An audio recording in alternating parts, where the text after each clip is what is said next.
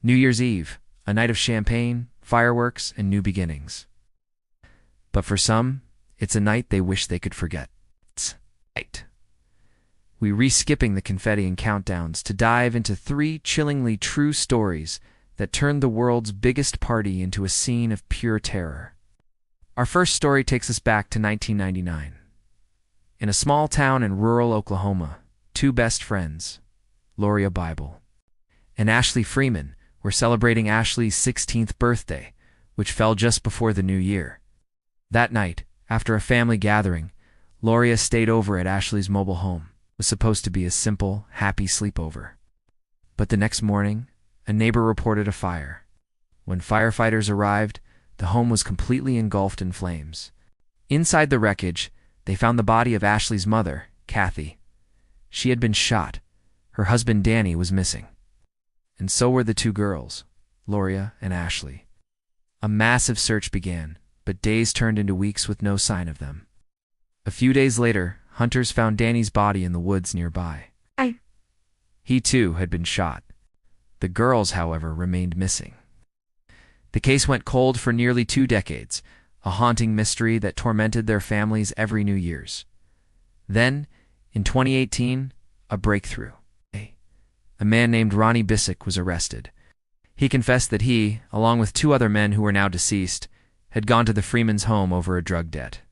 They murdered the parents, set the house on fire, and abducted the girls. He claimed the girls were held captive, assaulted, and eventually murdered, their bodies thrown into a mine shaft.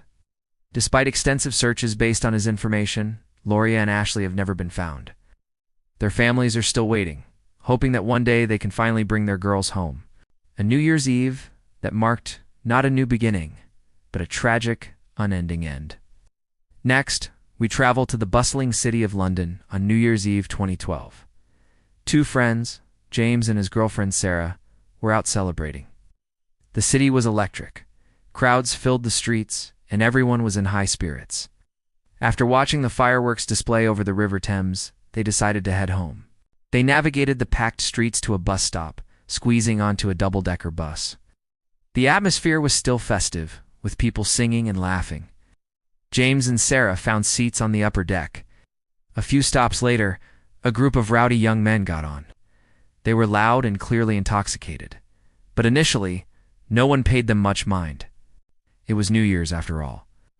But their behavior quickly escalated. They started harassing other passengers, and their attention soon turned to Sarah.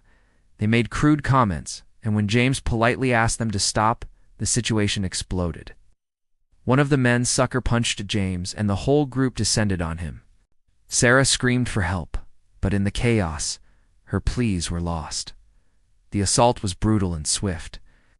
When the bus finally screeched to a halt and the doors opened, the attackers fled into the night, disappearing into the celebratory crowds.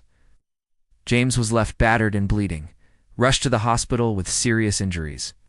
The night that was supposed to be a joyous celebration of the future became a violent, traumatic nightmare. The attackers were never identified. For James and Sarah, the sound of New Year's fireworks now brings back only fear and the memory of that terrifying night.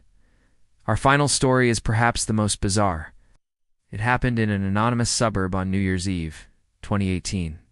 A college student, let's call him Mark, was home for the holidays. His parents were out at a party, leaving him to a quiet night of video games. Around 11:30 p.m., just as the neighborhood started erupting with premature fireworks, Mark's dog began barking frantically at the back door. Annoyed, Mark went to check, expecting to see a raccoon. He opened the door to find nothing but his dark, empty backyard. He let the dog out, but it refused to go far, just pacing nervously near the patio. Mark shrugged it off and went back inside. A few minutes later, the barking started again, more intense this time. He went back, and that's when he saw it.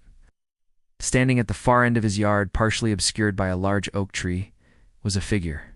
It was completely still, just a dark silhouette against the neighbor's distant security light. Mark's heart pounded. He quickly locked the door and pulled the dog inside. He watched through the window, but the figure didn't move. Was it a prank? A drunk neighbor? He turned off the lights to get a better look. Just then, the countdowns began on TV, followed by the roar of the neighborhood celebrating midnight. In the flickering chaos of fireworks lighting up the sky, the figure was gone. Mark spent the rest of the night wide awake, jumping at every sound. He never saw the figure again, and he never found out who or what it was. But every New Year's Eve, as the clock nears midnight, he can't shake the chilling image of that silent watcher in his backyard. A quiet, personal horror story to mark the start of a new year. These stories remind us that darkness can find its way even into our brightest celebrations. Thank you for watching.